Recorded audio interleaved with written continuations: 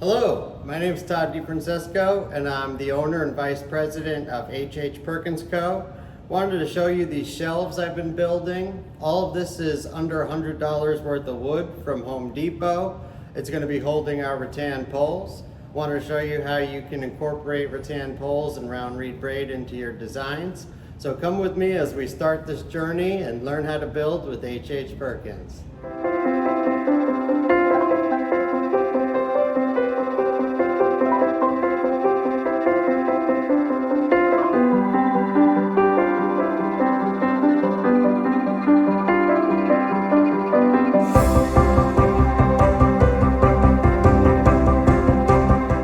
At HH Perkins, we're one of the leading global suppliers of rattan poles and rattan products. We carry 3 different sizes, and because these poles are 9.5 to 10 feet long, we thought, what's a practical way we can house these where customers can still pick them up and test them out, because a lot of times they're being used for SCA, martial arts, and other type of leagues. So we want to be able to have them easily accessible and not take up room in our warehouse. So we thought, how about a 3-tiered shelf system where customers can come and test them out? I call this shelf the Behemoth.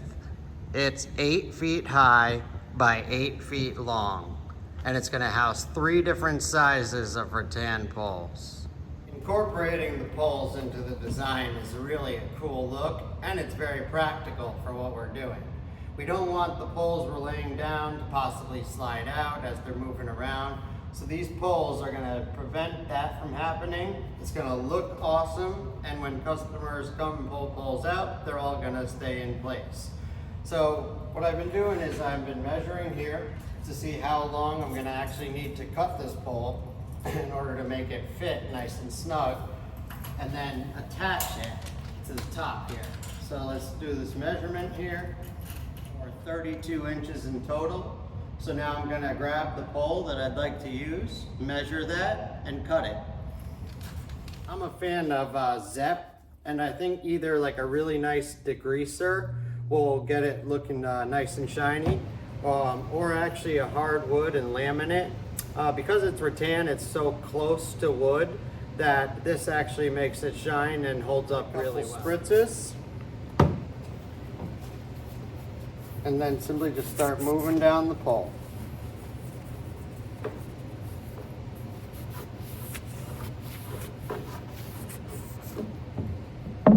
So you can see here which pole's been cleaned and which one hasn't.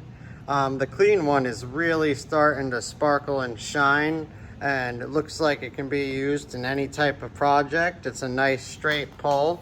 So this is one that we're gonna sell. Every now and then, you know, we get a pole that's got a bend in it because it is a natural product. So you can see the one on the right is a little curved, so we wouldn't sell that. So that's the one I'm gonna be using in my design today. And I'll show you how to incorporate that into any of your projects. As you can see here, we really sell a lot of cane webbing at HH Perkins. So what's nice about that is we have a workbench that's measured out by the foot, because that's how we cut the cane. So our workbench is all labeled out, so I can come here and see that this pole is 9.5 feet. And because we need pieces that are 32 inches long, I'll definitely be able to get 3 pieces out of that. And for those without a labeled workbench, all you need to do is just measure it with the tape measure and cut what you need. So before I do any measuring, I actually want to cut this rounded edge off here to make it lay flat, and that way it can go straight into the shelf, be flat on the top and the bottom. Let's go to work. I'll be using a standard Ryobi chop saw here to just cut this piece off so we can start measuring.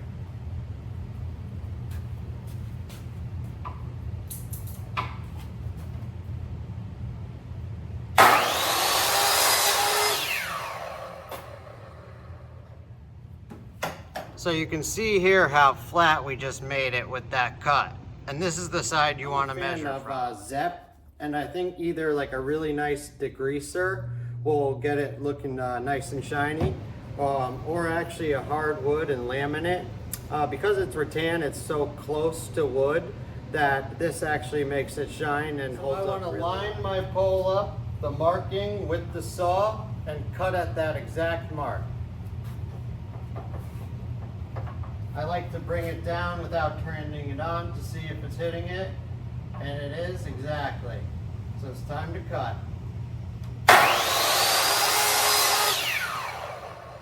Result is a beautiful 32-inch flat pole that we're going to use as a spindle in our shelf.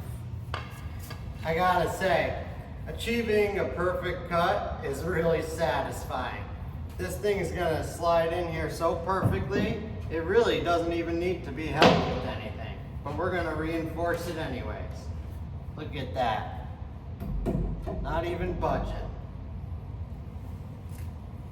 So to keep the spindles held firmly in place, I've been using 1 1/4 inch deckmate screws, screwing from the top through the wood and fastening the poles to the shelves. If need be, I'll also put a second screw down at the bottom in order to keep them held in place. But because we're cutting these so precisely, they're really being held in by the weight of the shelf. I'm gonna mark off with a pencil where I want to drill this, which is right here. Now that we have our mark, we're ready to go. Time to put the pole in place.